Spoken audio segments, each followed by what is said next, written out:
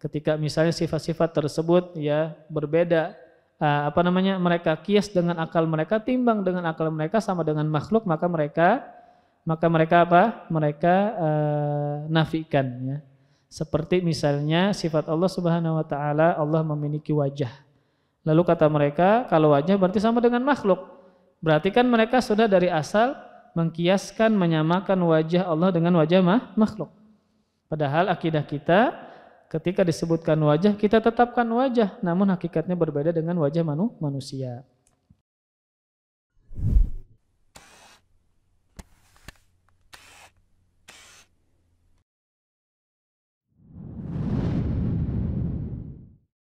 Assalamualaikum warahmatullahi wabarakatuh.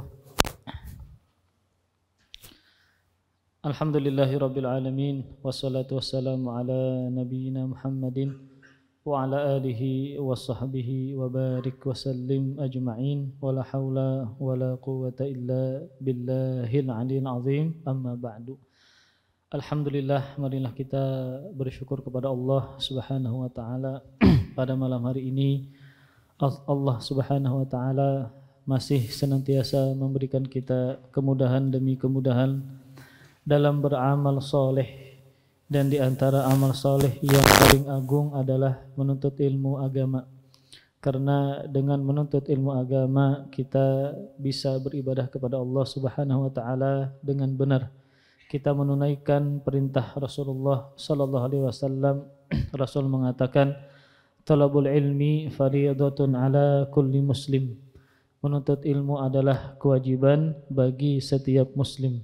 Kemudian salawat serta salam semoga selalu tercurahkan kepada junjungan kita, panutan kita Nabi Muhammad sallallahu alaihi wasallam, dan juga kepada para keluarga, para sahabat, dan orang-orang yang senantiasa meniti sunnah dan jalan beliau sampai hari kiamat. Amin ya rabbal alamin.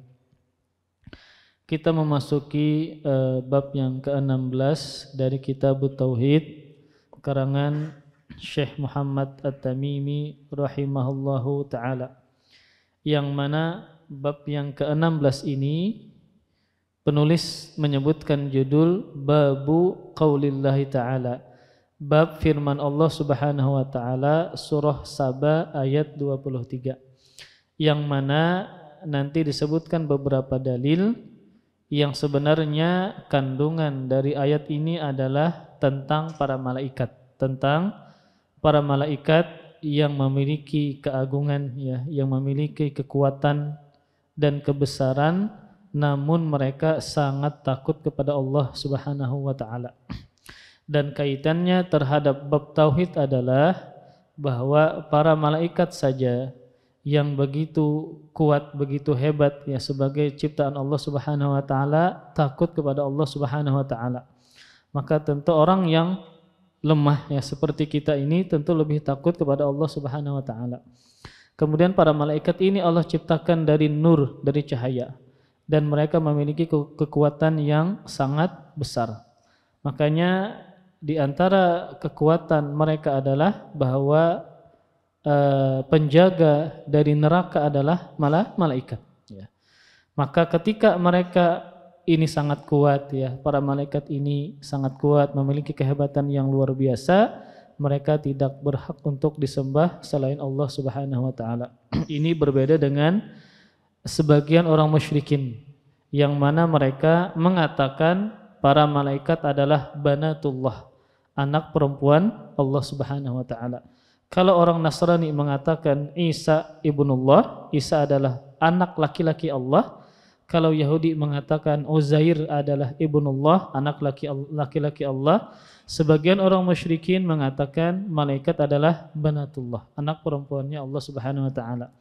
Nah, bagaimanapun keadaan malaikat dengan luar biasa tadi, tetap tidak boleh malaikat ini diibadahi kepada selain Allah Subhanahu wa taala. Karena di antara sifat mereka, ya sifat terpuji mereka adalah mereka makhluk yang sangat takut kepada Allah Subhanahu wa taala.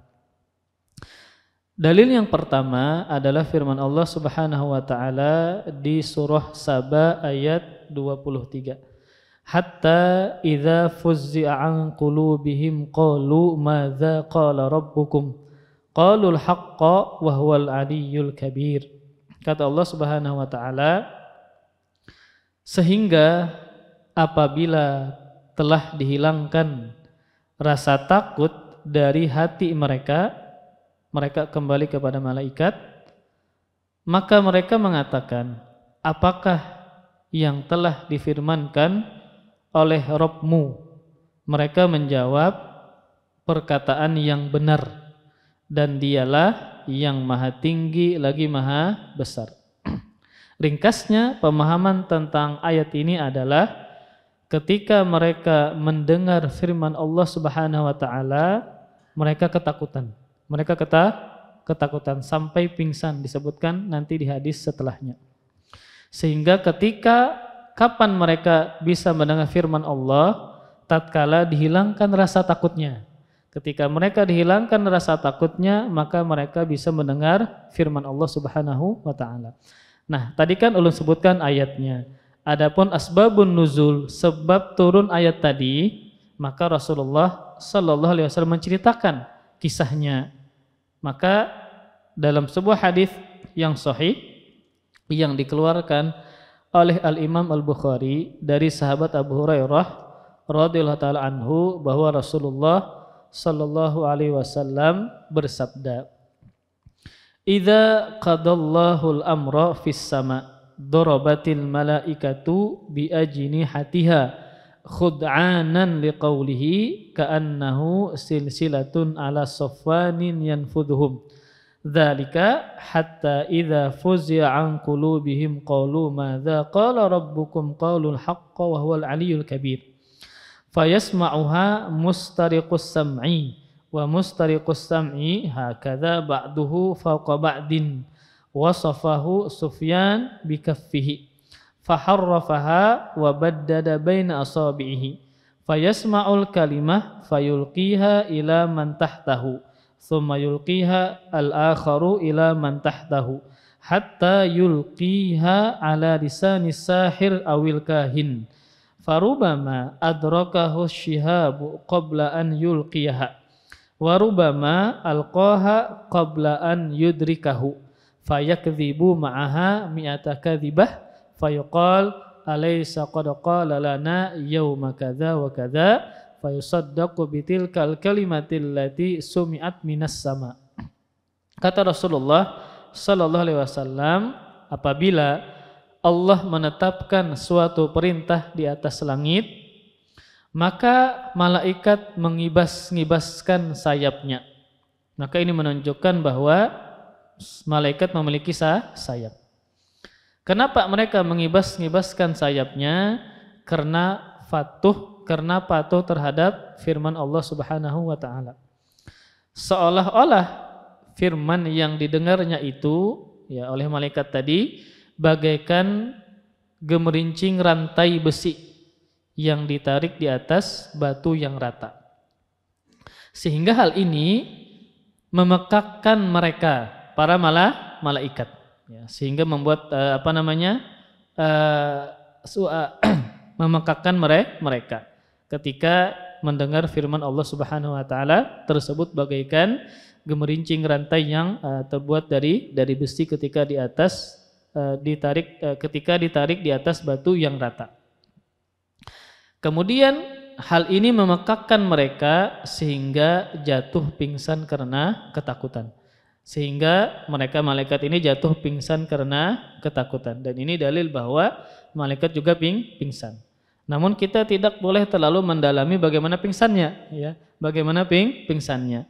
Ketika dalil menyebutkan bahwasanya mereka juga bisa pingsan, maka kita imani tanpa mendalami bagaimananya. Kemudian sehingga apabila telah dihilangkan rasa takut dari hati-hati mereka, kan mereka takut akhirnya pingsan. Kemudian ketika dihilangkan rasa takut dari hati-hati mereka, maka mereka para malaikat ini mengatakan atau menjawab qaulul haqqo, perkataan yang benar, yaitu perkataan atau firman Allah Subhanahu wa taala. Kemudian Dialah yang maha tinggi lagi maha besar. Wa huwal aliyyul kabir, dan dia Allah adalah maha tinggi dan maha besar. Dan ini juga dalil bahwasanya Allah Subhanahu wa taala memiliki nama Al-Aliyyu dan Al-Kabiru. Al-Aliyyu adalah yang maha tinggi, Al-Kabiru yang maha besar. Ketika itulah syaitan-syaitan pencuri berita mendengarnya. Ketika apa? Allah Subhanahu wa taala berfirman kepada para malaikat, kemudian mereka mendengarkan tatkala rasa takut di hati malaikat sudah dihilangkan. Mampulah mereka mendengar firman Allah Subhanahu wa taala. Ketika itulah syaitan-syaitan pencuri berita mendengarnya. Pencuri berita tersebut, kondisi mereka ketika mendengar mencuri tadi, syaitan-syaitan tadi sebagian di atas, sebagian yang lain. Nah, sebagian di atas, sebagian yang lain, kayak estafet ya. Kemudian seorang rawi bernama Sufyan bin Uyainah menggambarkan dengan telapak tangannya dengan direnggangkan dan dibuka jari jemarinya. Ketika mereka estafet ya, saling mencuri. Jadi sebagian di atas dari sebagian yang lain. Mungkin rawi ini mengatakan seperti ini. Lalu beliau menyebutkan jarinya, kemudian beliau merenggangkan. Jadi mereka mencuri seperti ini, ya, estafet dari atas ke bawah sampai ke dukun. Nah, ke bawah, jadi dari atas mencuri sampai ke bawah. Kemudian Rasulullah teruskan, ketika mereka para pencuri ini, para penyadap ini, ya, mendengar berita tersebut, disampaikanlah kepada yang ada di bawahnya. Kan sebagian di atas dari sebagian yang lain. Dan seterusnya dari bawah, dari atas ke bawah, ke bawah, ke bawah. Sampai ke tukang sihir atau tukang ramal. Tapi terkadang syaitan pencuri ini terkena syihab atau bintang atau meteor. Sehingga mereka tidak sempat atau terputus untuk memberikan berita kepada si estafet berikutnya atau ke si dukun atau si peramal. Sebelum sempat menyampaikan berita tersebut. Ada bintang jatuh atau ada meteor, itu adalah untuk melempar syaitan yang mencuri berita. Nah, kemudian dan terkadang sempat menyampaikan berita tersebut sebelum terkena syihab tadi, sebelum terkena bintang jatuh tadi atau meteor. Kemudian kan berarti sampai ke dukun atau ke tukang ramal. Kemudian dengan satu kalimat yang didengarnya itu, yang sampai tadi ya, tukang sihir dan tukang ramal tersebut melakukan 100 macam kebohongan. Yang sampai cuma satu, namun dikembangkan dengan berbagai macam kebohongan. Maka memang terkadang ada benarnya ucapan mereka. Namun secara asal dukun dan peramal ini pendusta. Kemudian mereka mendatangi tukang sihir dan tukang ramal sambil mengatakan, bukankah dia telah memberitahu kita bahwa hari tersebut atau hari anu akan terjadi anu. Hari ini atau hari fulan ya akan terjadi perbuatan tersebut atau sebuah perbuatan. Sehingga dia dipercayai dengan sebab kalimat yang didengarnya dari langit. Padahal ketika dia sampai secara estafet tadi ya, jadi syaitan itu tidak satu langsung turun ke bawah, enggak, tetapi secara estafet. Terkadang datang bintang sehingga mereka terbakar, terputus beritanya. Atau ada yang sampai, namun itu cuma satu sedikit, namun mereka tambahi dengan berbagai macam kedustaan. Di sini Rasul sampaikan sampai mereka kembangkan sampai 100 kedustaan. Memang satu yang mereka dengar benar, namun mereka tambahkan dengan 100 kebohongan. Ini menunjukkan bahwasanya secara asal para dukun atau para peramal itu adalah pendusta. Karena syaitan mengembangkan sampai 100 kedustaan. Nah, dari hadis ini yang sahih ini yang dikeluarkan oleh Al-Imam Bukhari, Maka di sini terdapat banyak pelajaran atau faidah. Pelajaran yang pertama yaitu menetapkan sifat kalam. Maksudnya apa? Allah berbicara sesuai dengan kebesaran dan keagungan Allah Subhanahu wa taala. Dan ingat, ketika kita menetapkan sifat Allah seperti berbicara ini, maka kita kembalikan kepada kaidah berupa dalil laisa kamitslihi syai'un. Tidak ada sesuatu apapun yang sama, yang semisal dengan Allah. Maka perkataan Allah, kalam Allah tidak sama dengan kalam makhluk. Hanya sebatas nama yang sama, namun hakikatnya berbeda. Kemudian, faidah yang kedua. Hadis ini menetapkan dua nama Allah. Yang pertama Al-Aliyyu, yang maha tinggi. Yang kedua Al-Kabiru, yang maha besar. Al-Aliyyu yang maha tinggi, Al-Kabiru yang maha besar. Dalam Al-Quran juga disebutkan wa kanallahu aliyan hakima, dan Allah adalah maha tinggi dan maha mengetahui. Kemudian dalam hadis tadi yang dibawakan oleh penulis, maka perlu diketahui bahwasanya metode para ulama dalam mentafsirkan ayat Al-Quran ada 4 tingkatan. Ada 4 tingkatan. Kan tadi ulun sebutkan ayat, kemudian hadis. Yang mana hadis ini menjelaskan, mentafsirkan dari ayat tadi. Maka metode para ulama dalam mentafsirkan ayat Al-Quran ada 4 tingkatan. Ada 4 tingkatan sebagaimana yang disebutkan oleh Al-Hafidz Ibnu Katsir. Tingkatan yang pertama, mentafsirkan ayat dengan ayat yang lain. Mentafsirkan ayat dengan ayat yang lain. Ketika ada ayat-ayat dalam Al-Quran, terkadang datang ayat setelahnya mentafsirkan ayat sebelumnya. Seperti firman Allah Subhanahu wa taala dalam surah Al-Fatihah. Ihdinas siratal mustaqim. Ya Allah, berilah kami petunjuk kepada jalan yang lurus. Kemudian Allah mentafsirkan makna jalan yang lurus, siratal ladzina an'amta alaihim. Maka makna jalan yang lurus ditafsirkan dengan ayat setelahnya. Apa makna jalan yang lurus? Siratal ladzina an'amta alaihim. Jalan yang engkau beri nikmat kepada mereka, ghairil maghdub, bukan jalan orang yang dibenci, waladdallin, dan bukan jalan orang yang tersesat. Maka ini adalah ayat ditafsirkan dengan ayat setelahnya. Kemudian juga seperti firman Allah Subhanahu wa taala tentang makna wali.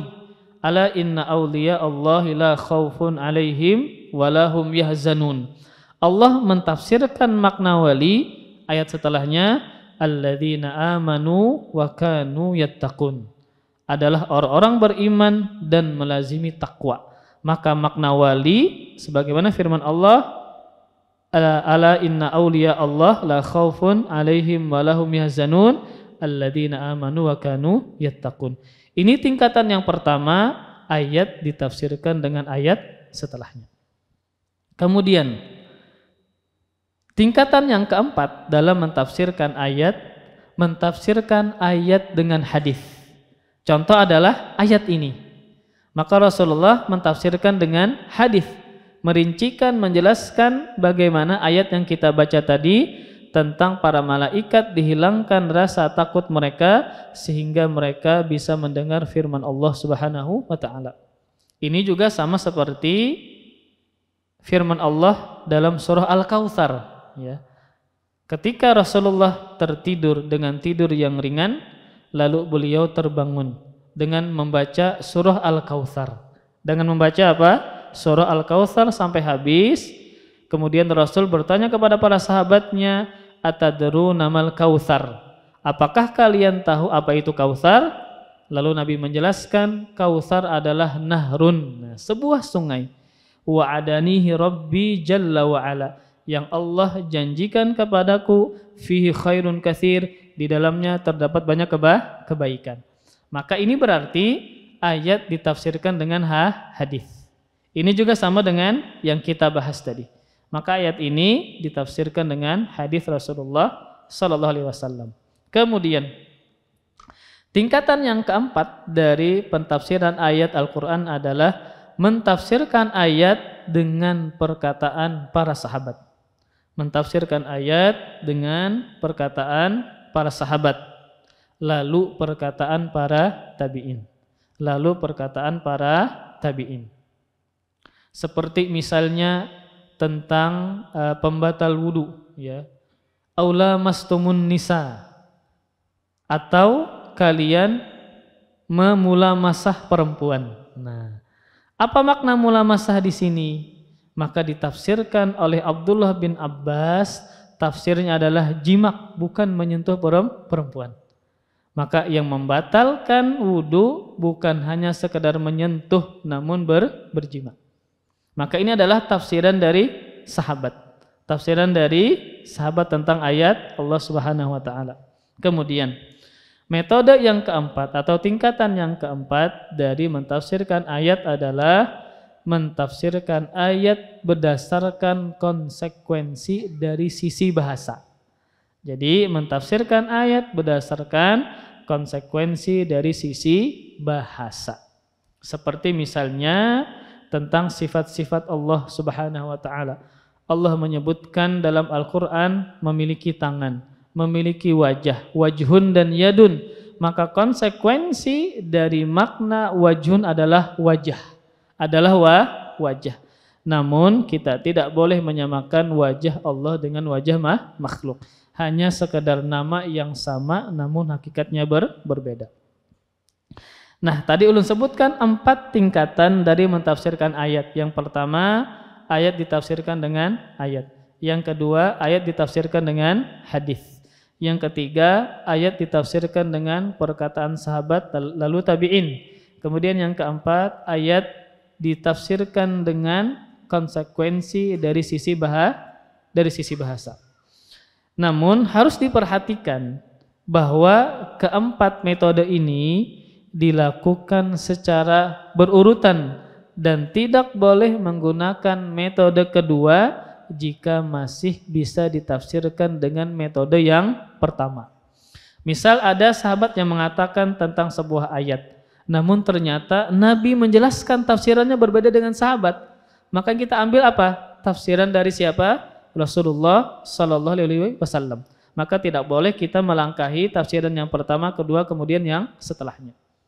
Jadi urutan yang paling tinggi adalah ayat dengan ayat. Yang kedua adalah ayat dengan hadis. Yang ketiga adalah ayat dengan perkataan atau tafsiran sahabat kemudian tabi'in. Yang keempat adalah ayat ditafsirkan dengan konsekuensi dari sisi bahasa. Maka tidak boleh kita ambil 4 dengan melangkahi yang pertama. Misal ada sahabat yang mentafsirkan sebuah ayat, namun ternyata ayat ini ditafsirkan dengan ayat setelahnya.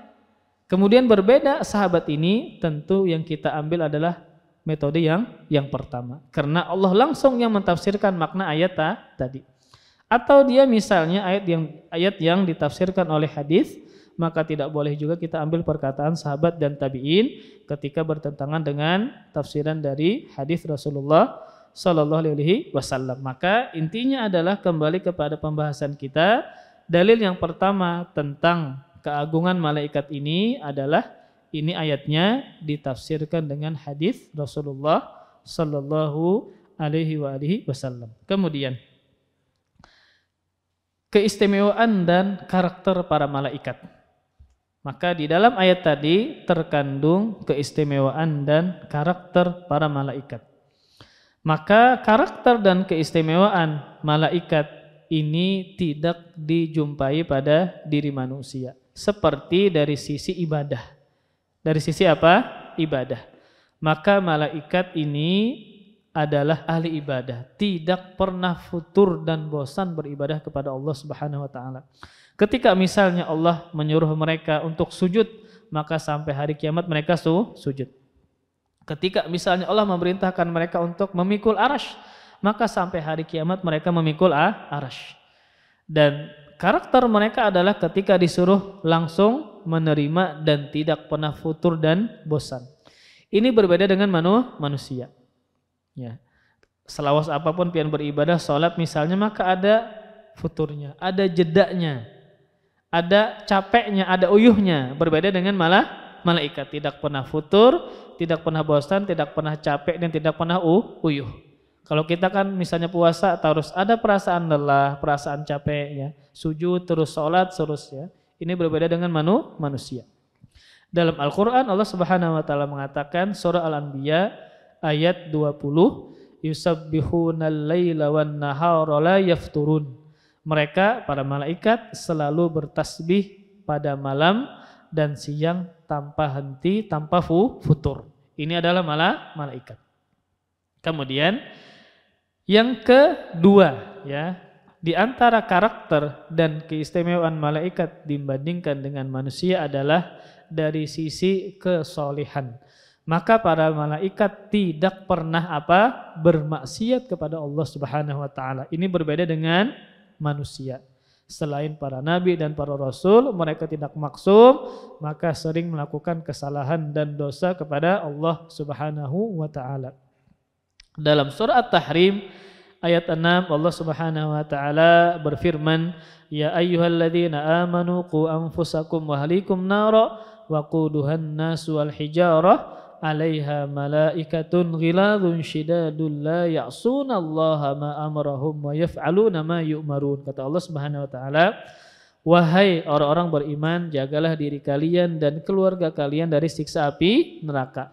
Yang bahan bakar dari neraka ini adalah manusia dan batu. Manusia dan batu.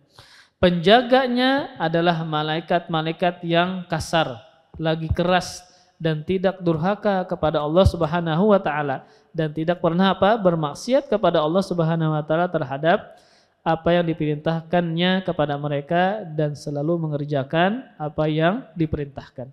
Maka di sini jelas Allah mengatakan tentang malaikat, la ya'sunallah. Mereka tidak pernah bermaksiat kepada Allah Subhanahu wa taala. Berbeda dengan manusia. Maka sering melakukan kesalahan dan sering durhaka membangkang kepada Allah Subhanahu wa taala. Namun ingat, sebaik-baik orang yang banyak salah adalah banyak bertaubat kepada Allah Subhanahu wa taala. Harus diimbangi dengan taubat. Makanya karakter kita ini kan banyak salah ya. Rasul mengatakan, kullu bani Adam khata' wa khairul khatta'ina tawwabun. Seluruh anak Adam itu khata'. Khata' itu dalam ilmu nahwu maknanya adalah sigot mubalaghah yang menunjukkan makna banyak. Maka maksudnya adalah seluruh anak manusia itu khata', banyak melakukan kesalahan. Wa khairul khatta'in, dan sebaik-baik orang yang banyak melakukan kesalahan, sigot mubalaghah lagi, tawwabun, yang banyak bertaubat. Banyak salah, banyak bertaubat. Kemudian karakter dan keistimewaan mereka yang ketiga dari sisi fisik. Ini dibandingkan dengan manusia. Maka malaikat diciptakan lebih dulu dibandingkan dengan manusia. Ya, jadi sebelum ada Nabi Adam, para malaikat sudah diciptakan. Rasulullah SAW bersabda, hadis yang sahih yang dikeluarkan oleh Imam Muslim, khuliqatil malaikatu min nur wa khuliqal jannu mimma rijim min nar wa khuliqa adamu mimma wusifa lakum. Malaikat diciptakan dari cahaya, jin diciptakan dari api, dan Adam diciptakan sebagaimana telah dijelaskan kepada kalian, yaitu dari tanah. Jadi malaikat dari nur, dari cahaya, jin dari api. Kadang ada orang bertakun ya, kalau neraka kan api ya. Kalau jin kan dari api, ketika mereka masuk ke dalam neraka, terbakar enggak? Atau mereka kesakitan enggak? Ya. Kita kan sama-sama dari tanah apalah. Pian hamputakan tanah ke muha kawan, gitu. Sakitan enggak ada? Kesakitan juga Pak. Jadi tidak mesti sama-sama zatnya terbuat dari api, dia tidak kesakitan. Pasti akan kesakitan. Sebagaimana kita terbuat dari tanah ya. Kita hamputakan lawan tangan kawan, pasti sakit ya. Padahal sama-sama terbuat dari tanah. Jadi walaupun mereka dari api, ketika mereka masuk ke dalam neraka juga melakukan atau mendapatkan kesakitan yang luar biasa. Kemudian yang kelima ya, karakter mereka dibandingkan dengan manusia adalah dari sisi kekuatan. Maka malaikat adalah makhluk Allah yang sangat kuat. Di antara yang menunjukkan kekuatan mereka adalah Allah Subhanahu wa taala mengirim ya malaikat untuk mengazab kaum Nabi Lut alaihissalam. Maka mereka mengangkat negeri kaum Nabi Lut ya, lalu membalikkannya dengan sayapnya. Mereka angkat kemudian mereka balikkan dengan sayapnya. Jadi hukuman atau azab kaum Nabi Lut tidak pernah dihukum sebelumnya. Kenapa demikian? Karena mereka melakukan perbuatan yang tidak pernah dilakukan oleh kaum sebelumnya. Yaitu mereka suka dengan sesama jenisnya. Maka azabnya pun begitu pedih, berbeda dengan azab-azab sebelumnya. Tidak pernah dilakukan oleh atau terhadap kaum sebelumnya. Diangkat negeri mereka, ya tanah mereka kemudian dihangkupkan dengan tanah yang berada di bawah. Dan itu adalah malaikat yang mengangkatnya. Ya. Demikian juga ketika Rasulullah Sallallahu Alaihi Wasallam ya, dilempar batu oleh penduduk Taif ya, maka Allah mengutus seorang malaikat untuk malaikat ini menawarkan 2 gunung yang dilemparkan kepada penduduk Taif. Ya, jadi mereka sanggup untuk apa? Mengangkat 2 gunung Akhsyabaini namanya, 2 gunung Akhsyab yang besar. Yang kalau seandainya Nabi mengiyakan tawaran tersebut, maka malaikat tadi sanggup untuk mengangkat kemudian melemparkan 2 gunung tadi kepada penduduk Taif. Ini menunjukkan bahwa mereka adalah makhluk yang sangat kuat. Jadi intinya adalah berdasarkan hadis tadi, di antara keutamaan malaikat adalah malaikat memiliki banyak keistimewaan. Namun mereka adalah makhluk yang sangat takut kepada Allah Subhanahu wa taala. Itu dibuktikan dengan ketika mereka mendengar firman Allah Subhanahu wa taala, saking takutnya mereka jatuh pingsan. Ketika rasa takut itu dihilangkan, barulah mereka bisa mendengar firman Allah Subhanahu wa taala ya. Firman Allah apa? Subhanahu wa taala. Makanya kan para gunung itu mereka tidak sanggup untuk menanggung firman Allah Subhanahu wa taala. Ternyata yang menanggungnya siapa? Wa hamalahal insan, manusia. Makanya Allah katakan innal insana zaluman jahula. Sesungguhnya manusia itu adalah orang yang suka berbuat zalim dan orang yang sangat jahil. Namun walaupun begitu ada orang-orang yang sanggup menanggung Al-Qur'anul Karim, yang mana mereka mengamalkan perintah Allah Subhanahu wa taala. Terlebih adalah panutan kita Rasulullah sallallahu alaihi wasallam. Ketika Aisyah ditanya bagaimana akhlak Nabi, maka Aisyah mengatakan kana khuluquhul Quran. Adalah akhlak Rasulullah sallallahu alaihi wasallam adalah Al-Qur'an ya, Al-Qur'an ya. Itu menunjukkan bahwasanya walaupun kita adalah makhluk yang lemah, namun kita sanggup untuk menanggung Al-Qur'an dengan mengimaninya, membenarkan beritanya dan dengan mengamalkannya. Kemudian dalil yang kedua yang menunjukkan malaikat yang agung saja takut kepada Allah Subhanahu wa taala.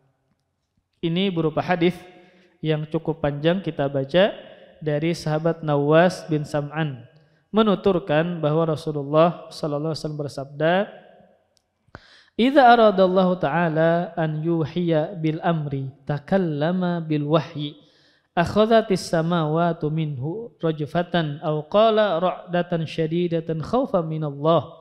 فَإِذَا سَمِعَ ذَلِكَ أَهْلُ السَّمَاوَاتِ سُعِقُوا وَخَرُّوا سُجَّدًا فَيَكُونُ أَوَّلَ مَنْ يَرْفَعُ رَأْسَهُ جِبْرِيلٌ فَيُكَلِّمُهُ اللَّهُ مِنْ وَحْيِهِ بِمَا أَرَادَ ثُمَّ يَمُرُّ جِبْرِيلُ عَلَى الْمَلَائِكَةِ كُلَّمَا مَرَّ بِسَمَاءٍ سَأَلَهُ مَلَائِكَتُهَا مَاذَا قَالَ رَبُّنَا يَا جِبْرِيلُ فَيَقُولُ جِبْرِيلُ قَالَ الْحَقُّ وَهُوَ الْعَلِيُّ الْكَبِيرُ fayaqulun kulluhum mithla ma qala Jibril fayantahi Jibrilu bil wahyi ila haitsu amarallahu azza wa jalla. Hadis ini dikeluarkan oleh Ibnu Abi Asim. Sahabat An-Nawas bin Sam'an radhiyallahu anhu mengatakan bahwa Rasulullah sallallahu alaihi wasallam bersabda, apabila Allah telah menetapkan perintah di atas langit, maka malaikat mengepakkan sayap-sayapnya karena patuh akan firman-Nya. Ini sama dengan kandungan ayat tadi. Afwan ini. Ya. Apabila Allah mewahyukan perintahnya, maka Dia firmankan wahyu tersebut dan langit-langit bergetar dengan kerasnya. Afwan, salah baca. Itu dalil yang sebelumnya. Apabila Allah hendak mewahyukan perintahnya, maka dia firmankan wahyu tersebut dan langit-langit bergetar dengan kerasnya karena takut kepada Allah Subhanahu wa taala. Dan ketika para malaikat mendengar firman tersebut, mereka pingsan dan bersujud. Ini sama seperti kandungan ayat sebelum atau hadis sebelumnya. Dan di antara mereka yang pertama kali bangun adalah malaikat Jibril. Kemudian Jibril melewati para malaikat, setiap dia melewati langit, maka para penghuninya bertanya kepada Jibril, apa yang telah Allah firmankan kepada engkau? Ini sama seperti kandungan ayat sebelumnya. Apa yang telah Allah firmankan kepada engkau? Jibril menjawab, dia Allah firmankan yang benar, dan dialah yang maha tinggi lagi maha besar. Ini juga seperti kandungan yang sebelumnya. Dan seluruh malaikat yang dia lewati bertanya kepada Jibril seperti pertanyaan yang pertama, apa yang Allah firmankan kepadamu? Jadi setiap langit yang dilewati oleh Jibril, maka penghuninya bertanya kepada Jibril, apa yang Allah firmankan kepada engkau? Demikianlah sehingga Jibril menyampaikan wahyu tersebut sesuai dengan yang telah diperintahkan oleh Allah Subhanahu wa taala. Namun sanadnya ini lemah dan dilemahkan oleh Syalbani. Namun sebagian lafaz-lafaznya maknanya benar. Sebagian lafaz-lafaznya maknanya benar seperti kandungan pada ayat dan hadis sebelumnya. Seperti Allah maha tinggi dan maha besar. Seperti para malaikat pingsan. Seperti Jibril mengatakan qalal haq, malaikat mengatakan qalal haq. Yang Allah katakan benar adanya. Ini juga seperti kandungan yang sebelumnya. Maka sisi pendalilan hadis ini adalah sama dengan dalil sebelumnya, yaitu ini menunjukkan bahwasanya para malaikat yang begitu dahsyatnya kekuatannya, ya, ini mereka sangat takut kepada siapa? Kepada Allah Subhanahu wa taala. Ketika mendengar firman Allah, maka mereka langsung sujud tersungkur kepada Allah Subhanahu wa taala. Jadi di sini penulis membawakan dua dalil, ya, dalil. Kemudian faidah dari dalil yang kita sebutkan tadi, dalil yang kedua, ya, berupa hadis tadi, ya, hadis atau yang menjelaskan tentang ayat yang pertama, ya. Maka faidah yang pertama adalah bantahan terhadap orang musyrikin yang menyembah malaikat, karena mereka takut kepada Allah Subhanahu wa taala. Maka makhluk yang takut tidak pantas untuk disembah. Kemudian faedah yang kedua adalah menetapkan sifat tinggi bagi Allah, baik ketinggian zat dan juga ketinggian sifat. Kemudian faedah yang berikutnya adalah membatalkan sihir dan perdukunan. Sekalipun terkadang dukun dan tukang sihir itu berkata benar. Kapan dia dikatakan berkata benar? Ketika benar jinnya ini, syaitannya ini lolos dari penjagaan. Mereka mendengar, mencuri berita dari Allah Subhanahu wa taala. Namun tadi satu yang sampai, namun ditambahi dengan 100 kebohongan. Sehingga kita simpulkan, maka secara asal dukun dan peramal ini secara asal mereka adalah para tukang bohong. Maka jangan sampai kita percaya kepada dukun dan tukang ramal. Belum lagi hadis Nabi sallallahu alaihi wasallam yang menyatakan bahwa orang yang datang kepada peramal lalu dia bertanya kepada peramal, dia hanya sekedar bertanya, belum tentu dia membenarkan, hanya bertanya saja, maka tidak diterima salatnya selama 40 hari. Maka bagaimana dia datang dia membenarkan? Ya, maka harus hati-hati para ikhwas sekalian, jangan sampai kita percaya terhadap ramalan. Kemudian hadis tadi menunjukkan bahwa sumber ilmu sihir dan perdukunan adalah dari syaitan. Sumbernya dari mana? Dari syaitan. Syaitan adalah jin yang membangkang. Kemudian Faedah yang selanjutnya adalah menetapkan kedustaan dukun dan tukang sihir. Karena ada yang sampai kepada mereka, ada yang tidak sampai. Yang sampai ini satu atau sedikit, namun tadi ditambah dengan ratusan kebohongan. Ini menunjukkan bahwasanya mereka adalah dusta dan mereka adalah para pendusta, tukang sihir dan dukun tadi. Kemudian adapun faedah yang telah kita sebutkan tadi ini sama dengan sebelumnya. Hadis tadi menunjukkan tentang ketinggian Allah Subhanahu wa taala di atas para makhluknya. Dan juga hadis tadi menyebutkan tentang keutamaan Jibril, bahwa dialah yang bangun pertama kali setelah mendengar firman Allah Subhanahu wa taala. Makanya di antara dalil yang lain tentang keutamaan Jibril adalah tugasnya menyampaikan wahyu. Kepada siapa? Kepada para rasul. Dan Jibril adalah menyampaikan Al-Qur'an kepada Rasulullah sallallahu alaihi wasallam. Maka Al-Qur'an adalah kitab yang terbaik, kitab yang paling mulia, paling afdal, disampaikan, diturunkan kepada Nabi yang paling afdal, yang paling mulia, Rasulullah sallallahu alaihi wasallam. Maka Jibril adalah malaikat yang paling mulia, pemimpin para malaikat.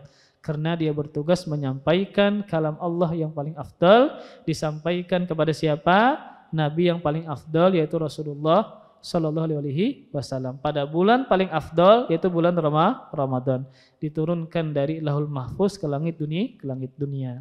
Kemudian kandungan dari bab ini. Penulis mengatakan yang pertama cukup banyak, ada 20. Nah, sampai juga kalah. Yang pertama kandungannya adalah tafsirul ayah, menjelaskan tentang ayat yang pertama tadi, tentang bagaimana para malaikat sangat takut kepada Allah Subhanahu wa taala, sehingga mereka adalah makhluk yang takut kepada Allah. Ada kata-kata takut, maka mereka tidak berhak untuk disembah selain Allah Subhanahu wa taala.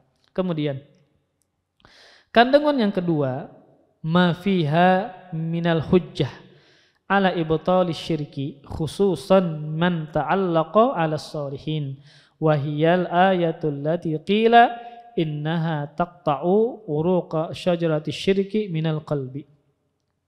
Ayat tersebut yang kita bacakan tadi tentang takutnya para malaikat kepada Allah Subhanahu wa taala mengandung hujjah, mengandung argumentasi yang memperkuat kebatilan syirik, khususnya yang berkaitan dengan orang-orang saleh. Malaikat termasuk makhluk Allah yang paling saleh. Sesoleh apapun mereka, maka tidak boleh seseorang beribadah kepada malaikat. Maka tidak boleh seseorang berdoa kepada malaikat atau menganggap malaikat adalah anak Allah Subhanahu wa taala. Kandungan yang kedua, ayat tersebut mengandung dalil atau hujjah yang memperkuat kebatilan syirik, khususnya yang berkaitan dengan orang-orang saleh.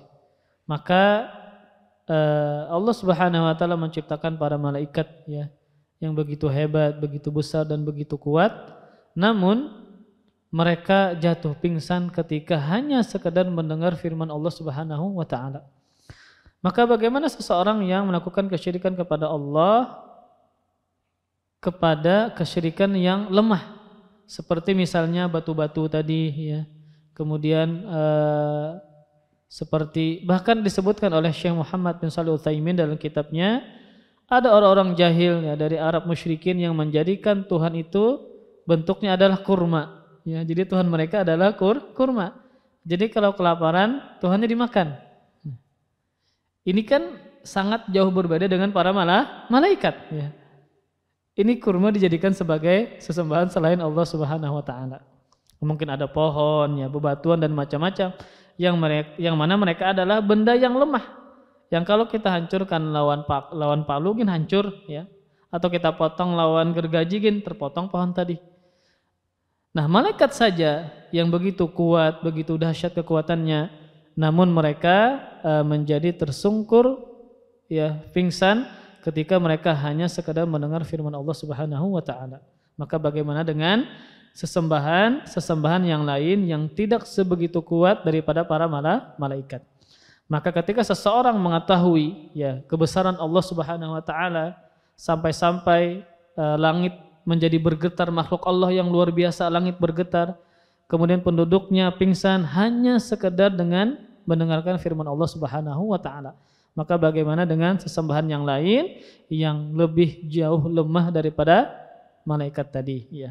Maka ini menunjukkan bahwa seseorang ketika benar-benar mengetahui kebesaran Allah Subhanahu wa taala, maka selain Allah tidak pantas untuk diibadahi.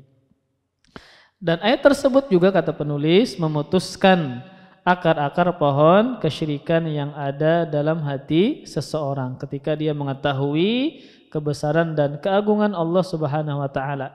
Yang pada ayat tadi, pada hadis tadi menceritakan bagaimana berguncangnya langit, bagaimana pingsannya penduduknya hanya sekedar mendengar firman Allah Subhanahu wa taala.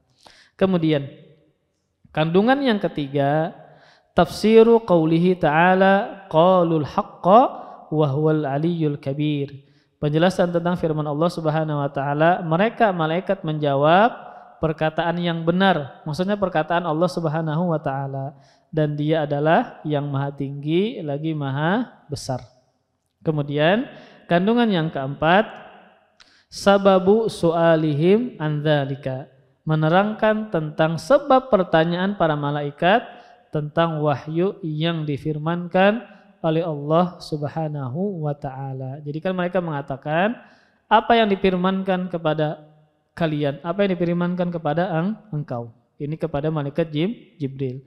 Jadi ketika mereka bisa bertanya tadi karena sudah dihilangkan rasa takut mereka oleh Allah Subhanahu wa taala, sehingga mereka mendengar kemudian bertanya kepada malaikat Jibril apa yang diucapkan oleh Tuhan engkau, ya. Kemudian mereka tadi ketika pingsan karena takut terhadap Allah Subhanahu wa taala. Kemudian kandungan yang kelima, anna Jibril yujibuhum ba'da dzalika biqaulihi qala kadza wa kadza. Menerangkan Jibril kemudian menjawab pertanyaan mereka dengan mengatakan dia Allah memfirmankan yang benar, atau dia Allah Subhanahu wa taala memfirmankan begini dan begini. Jadi mereka bertanya kepada siapa? Malaikat Jibril. Kemudian kandungan yang keenam, dzikru anna awwala man yarfa'u ra'sahu Jibril alaihissalam. Menyebutkan bahwa malaikat yang pertama kali mengangkat kepalanya adalah malaikat Jibril. Ketika mereka pingsan karena takut kepada Allah Subhanahu wa taala saat mendengar firman Allah Subhanahu wa taala, maka yang pertama kali mengangkat kepalanya adalah malaikat Jibril. Dan ini menunjukkan bahwasanya Jibril adalah malaikat yang paling utama. Kemudian kandungan yang ke-7, annahu yaqulu li ahli samawati kullihim li'annahum yas'alunahu. Jibril memberikan jawaban tersebut kepada seluruh malaikat penghuni langit karena mereka bertanya kepada. Jadi setiap Jibril melewati langit, penduduknya bertanya, apa yang difirmankan Tuhan kalian? Kemudian ketika melewati langit yang lain juga demikian, ditanyakan demikian. Jadi ketika melewati langit, maka penduduknya menanyakan kepada Jibril, madza qala rabbukum? Apa yang difirmankan oleh Tuhanmu? Kemudian kandungan yang ke-8, annal ghasyya ya'ummu ahlas samawati kullahum. Para malaikat penghuni langit pingsan semuanya ketika mendengar firman Allah Subhanahu wa taala. Kenapa mereka pingsan tadi? Karena saking takutnya kepada Allah Subhanahu wa taala, sehingga tatkala dihilangkan rasa takut mereka, akhirnya mereka bisa apa? Mendengar firman Allah Subhanahu wa taala. Kemudian kandungan yang ke-9, irtijafus samawati likalamillah. Langit pun bergetar keras, bergoncang ketika mendengar firman Allah Subhanahu wa taala. Jadi langit pun juga bergetar. Bahkan arsy Allah, ya, yang begitu besar, melebihi besarnya langit dan bumi, juga bisa bergetar. Ini pernah terjadi, ya. Nabi SAW sebutkan demikian. Arsy Allah bergetar ketika ada sahabat Nabi yang meninggal dunia, yang bernama sahabat Sahal bin Mu'adz. Sahal bin Mu'adz. Atau kebalik Mu'adz bin Sahal ya, ulun lupa. Kalau kada Sahal bin Mu'adz atau Mu'adz bin Sahal. Ketika sahabat ini meninggal dunia, Rasul mengatakan arsy Allah bergetar. Subhanallah ya. Padahal dia adalah makhluk Allah yang yang kecil ya, tidaklah sebesar langit dan bumi, namun kematiannya sanggup membuat arsy Allah bergetar dan pintu-pintu langit dibukakan. Padahal usia atau masa keislaman Sayyidin pendek ya. Beliau masuk Islam sekitar umur 30-an, meninggal sekitar umur 38 atau 39. Berarti kan kada sampai 10 tahun masa Islam beliau. Namun karena kualitas keimanan beliau ya yang luar biasa, ketika meninggal dunia Rasul mengatakan berguncang langit dan pintu-pintu langit dibukakan untuk si sahabat ini. Ini menunjukkan keutamaan sahabat Mu'adz bin Sahal atau Sahal bin Ulun lupa. Kalau kada Mu'adz bin Sahal atau Sahal bin Mu'adz. Kemudian kandungan yang ke-10. Anna Jibril huwallazi yantahi bil wahyi ila haitsu amarahullah. Jibril adalah malaikat yang menyampaikan wahyu itu ke tujuan yang telah diperintahkan Allah kepadanya. Jadi malaikat Jibril menerima wahyu dari Allah Subhanahu wa taala, kemudian ditanyakan oleh para malaikat, kemudian malaikat Jibril lah yang menyampaikan kepada para rasul ya, menyampaikan kepada para rasul. Kemudian kandungan yang ke-11, dzikrus tiraqis syayatin. Bab ini menjelaskan tentang adanya syaitan-syaitan yang mencuri berita wahyu. Jadi mereka bisa mencuri berita. Namun tadi terkadang sampai, terkadang tidak. Kapan dikatakan tidak tersampaikan? Ketika ada batu atau batu meteor atau langit yang membakar mereka, yang menghujam mereka. Namun ketika yang sampai, jadi mereka estafet dari atas ke bawah. Kemudian di tengah-tengah mereka dihujami dengan bintang atau meteor sehingga mereka terbakar. Nah, ketika yang sampai ini kan cuma mungkin sedikit atau satu ya. Namun mereka tambahkan dengan 100 kebohongan sehingga itu diambil oleh para dukun dan peramal. Sehingga disimpulkan bahwa secara asal dukun dan peramal ini adalah sang pendusta, tidak boleh kita percayai. Kemudian yang keberapa? Yang ke-12. Sifatu rukubi ba'dihim ba'don. Bab ini menjelaskan cara mereka mencuri berita dari langit, sebagian mereka naik di atas sebagian yang lain. Ya, jadi estafet atas bawah sampai ke dukun dan peramal. Itu cara mereka mencuri berita. Jadi mereka tidak bisa satu orang dari langit langsung ke bawah, nggak bisa. Estafet ya, estafet. Kemudian yang keberapa? Yang ke-13. Irsalus syuhub.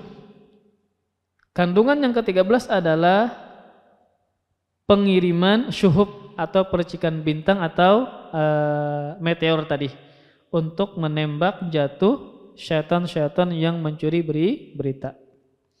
Jadi ada khurafatnya ketika bintang jatuh, kita berdoa, itu kada dalilnya lah. Jangan umpatan orang nang main film. Nah, biasanya lagi santai di atas gunung atau di atas rumah atau di halaman, lalu bintang jatuh. Lalu dia berdoa kepada Allah Subhanahu wa taala. Maka kita tidak pernah menemukan dalil mustajab doa ketika bintang jatuh. Ulun selama ini tidak menemukan. Maka tidak boleh pian lalu berbisa-bisa atau mengumpati orang ya, ada bintang jatuh lalu pian meyakini itu mustajab doa. Ini tidak boleh demikian karena tidak ada dalilnya. Yang mustajab doa itu sepertiga malam akhir itu mustajab doa. Karena Allah menawarkan bagi orang yang minta ampun diampuni, meminta maka dia kasih, itu menunjukkan mustajab doa di setiap hari di sepertiga malam terakhir. Kita habiskan tanggung. Kemudian yang ke-14, annahu taratan yudrikuhu syuhabu qabla an yulqiyaha wa taratan yulqiha fi udhuni walihi minal insi qabla an yudrikahu.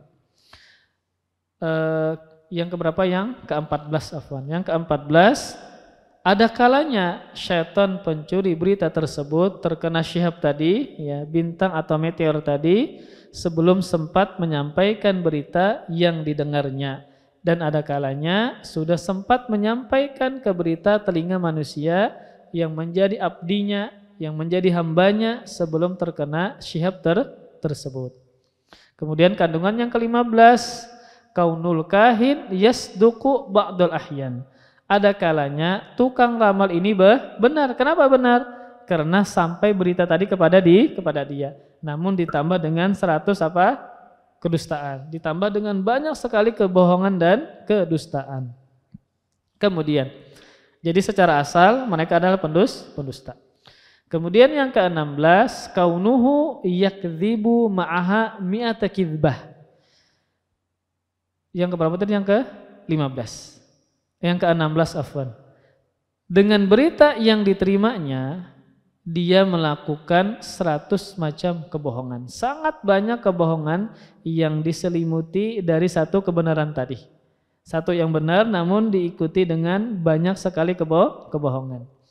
Kemudian yang ke-17, annahu lam yusaddaq kadhibuhu illa bitilkal kalimatil lati sumi'at minas sama'. Kandungan yang ke-17, kebohongannya tidak akan dipercaya kecuali karena adanya berita dari langit melalui syaitan yang mencuri tadi. Dan kita tidak tahu apakah dia jujur atau dusta. Maka kita simpulkan bahwa secara asal mereka adalah pendusta dan berbohong.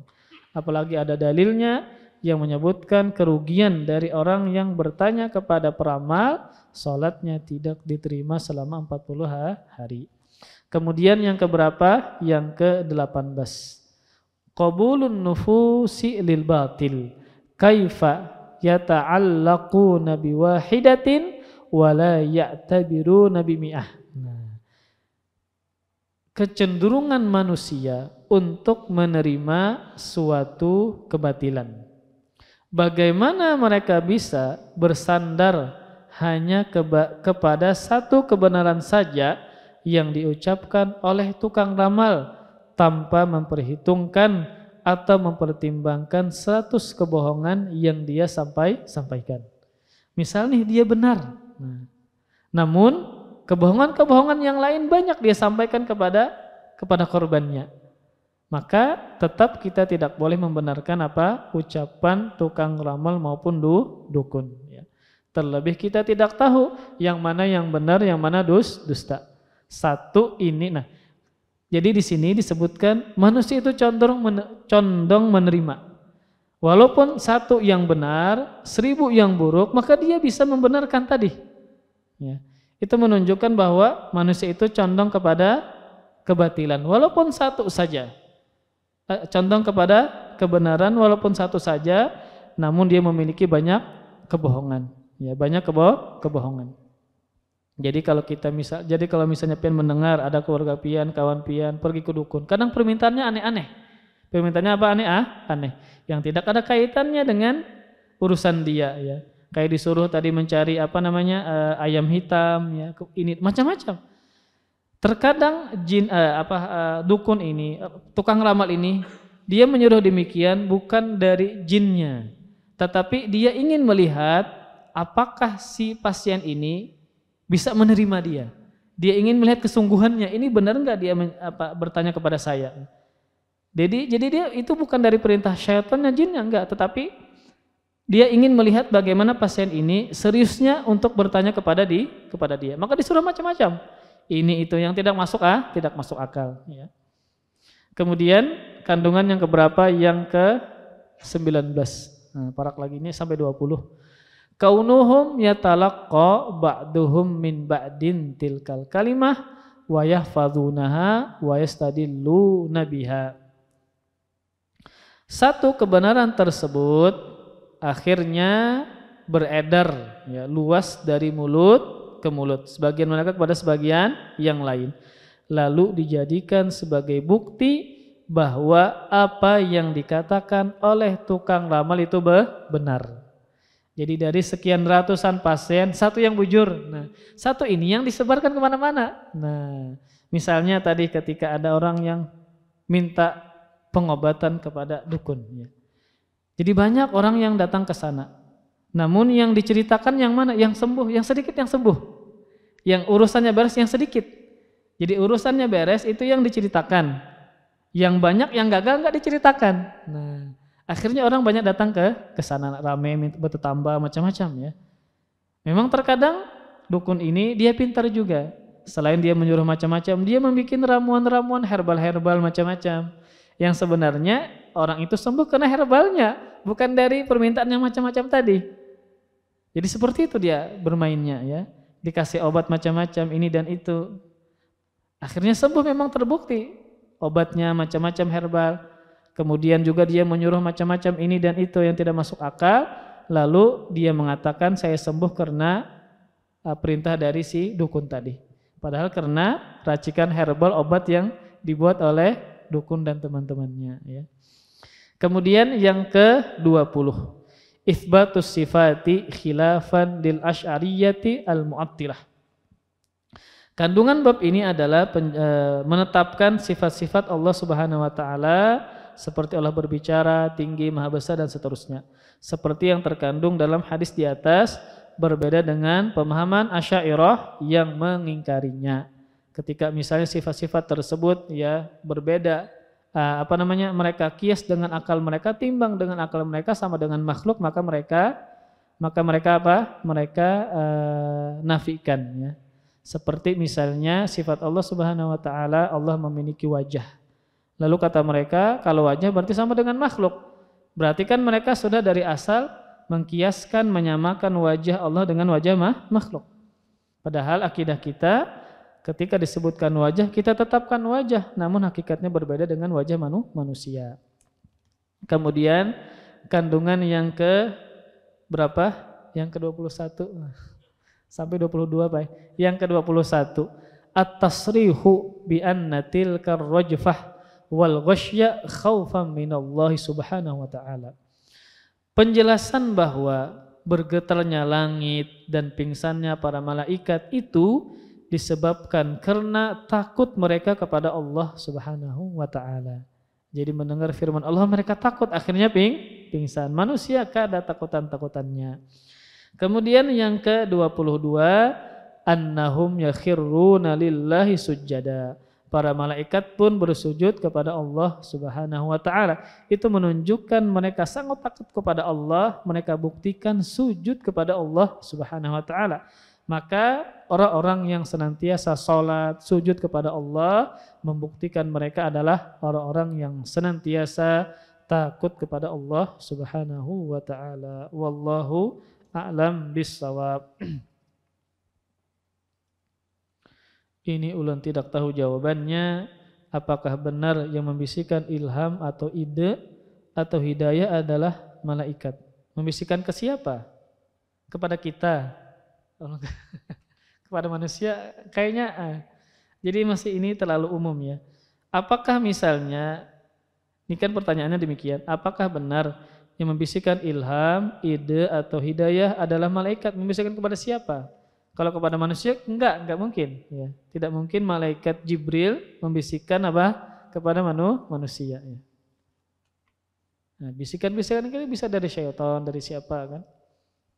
Jadi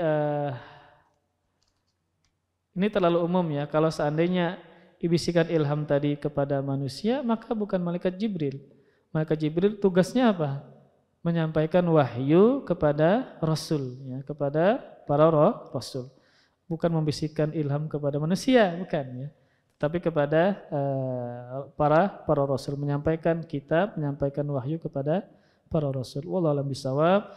Wassallallahu ala nabiyyina Muhammadin wa ala alihi wa sahbihi wa baraka wa sallam. Subhanakallahumma wa bihamdika asyhadu an la ilaha illa anta astaghfiruka wa atubu ilaik. Wassalamualaikum warahmatullahi wabarakatuh.